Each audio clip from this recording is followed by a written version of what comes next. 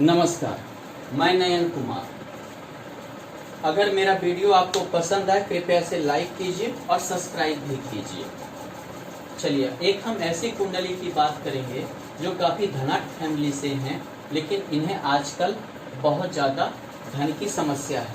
काफ़ी ज़्यादा जो है इन्हें मतलब कि आर्थिक रूप से परेशान है। इनका जन्म 3/5/1992 को हुआ, 6:05 सुबह हुआ, धनकौर यूपी में।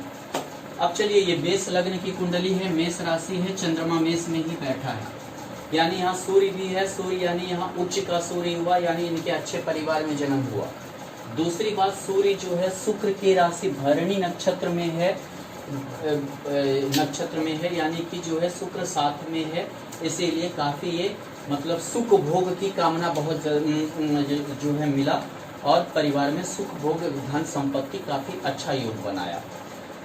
शुक्र और चंद्रमा यहाँ जो है धन भाव यानी कि इसे लक्ष्मी योग कहते हैं, जो काफी अच्छा योगदान दिया। अगर आप चलिए लग्नेश यहाँ जो है, यहाँ देखिए, अगर यानी कि पंचमेश सूर्य खुद यहाँ लग्न भाव में बैठा है, यानी इन्हें प्रारब्ध में से बहुत कुछ प्राप्ति हुई, मैंने जन्म से बहुत के में ही धन संपत्ति की का योगदान बनाया। गुरु भाग्येश होकर पंचम भाव में है, यानी विद्या का अच्छा योग बनाया। ये गुरु मतलब इंस्टीट्यूट या स्कूल वगैरह का भी योगदान दिया, ये क्योंकि इन्हें भाग्य भाव यानी अपने घर पे दृष्टि था। त्रिकोणेश भाग्येश यानी त्रिकोणेश यानी त्रिकोण में बैठा हुआ। अब आप देखिए, यहाँ शनि योगकारी शनि है, दशम में से एकादशी होकर बैठा हुआ है, यानी इन्हें काफी माने कर्म किया, उन्नति किया।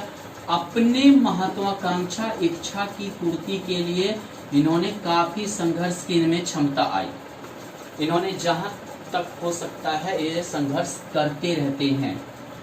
अब चलिए, भाग्य भाव में राहु है, या अचानक भाग्योदय तो करवाता है, लेकिन ये राहु की दृष्टि सूर्य पे था, इसीलिए यश मान प्रतिष्ठा सम्मान वगैरह का ये राहु धूमिल किया।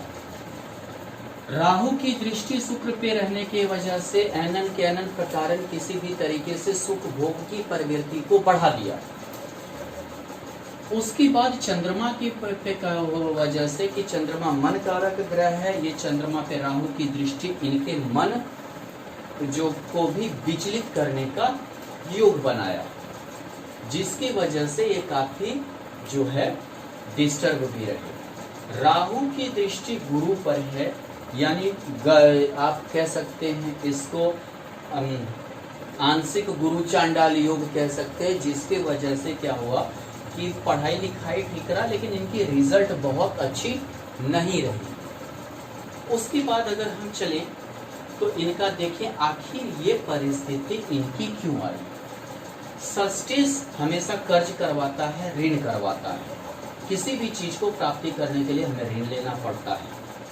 अष्टमेश यानी कि हमें जो है अगर अच्छा हो तो गुप्त संपत्ति वसीयत दिलवाता है, तो और यदि मतलब कि बुरा हो तो गर्त में ले जाता है। अगर आप देखिए तो ये दोनों षष्ठेश और अष्टमेश यहाँ द्वादश भाव यानी व्यय भाव में बैठा है। सबसे पहले वसीयत, जो वसीयत की संपत्ति थी, इनका व्यय ये मंगल करवाया, क्योंकि वर्तमान में इनकी मंगल की महादशा चल रही है। मंगल 14/5/2014 से 14/5/2021 तक मंगल की महादशा चल रही है, जिसके साथ बुध ये षष्ठेश यानी कोई भी चीज की पूर्ति के लिए कर्ज दिलवाया। काफी इन्होंने जो है कर्ज लोन वगैरह ले लिया, दूसरों से भी कर्ज ले लिया। ऊपर से जो है अष्टमेश का बैठा हुआ, यानी वसीयत वगैरह में भी समस्या आई। काफी वसीयत होने के बावजूद भी इन्हें वसीयत से दूर रहना पड़ा, अपने घर से या जो भी है इन्हें दूर कर दिया गया।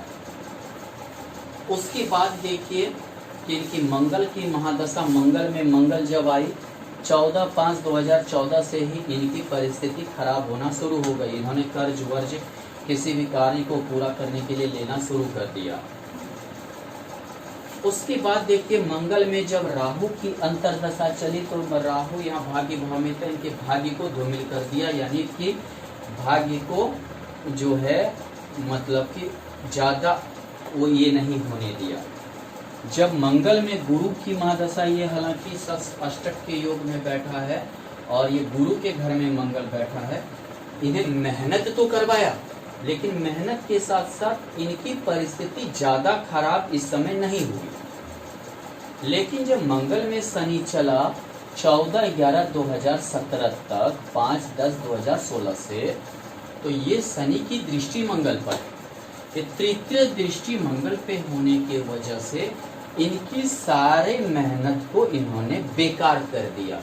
इनका किया धरा जितने भी मेहनत थे ये ठीक ढंग से फलित नहीं होने दिया। अब हम चले कि मंगल में बुध की, तो आप देख ही रहे हैं कि 11/11/2018 तक मंगल में बुध की कर्ज वर्ज से काफी लद गए, अपने खानदानी प्रॉपर्टी से इन्हें दूर होना पड़ा, वसीयत से दूर होना पड़ा, हो सकता है कि उन्हें गिरवी भी ना रखना पड़ा हो। मंगल में केतु, यहाँ मंगल की दृष्टि है, केतु यहाँ तृतीय भाव में बैठा है। इन्होंने का ना अच्छा ना खराब का योगदान दिया। मंगल में शुक्र अच्छा खराब दोनों दिया। मंगल में शुक्र 8/6/2020 8/4/2019 से अच्छा खराब दोनों दे रहा है। न बहुत अच्छा, क्योंकि द्वितीय और द्वादश एक दूसरे से अगर ग्रह हो तो ये ना बहुत अच्छा देता है न बहुत खराब देता है, दोनों मिला जुला देता है। सूर्य भी मिला जुला देगा, चंद्रमा भी मिला जुला देगा। यानी साफ सी जाहिर सी बात है कि मंगल की महादशा में कोई उन्नति होने वाला हमें नहीं लगता। चलिए, जब राहु की महादशा गुजरेगी तो भाग्य भाव पे है, इन्हें अचानक से लाभ राहु दिलवाएगा।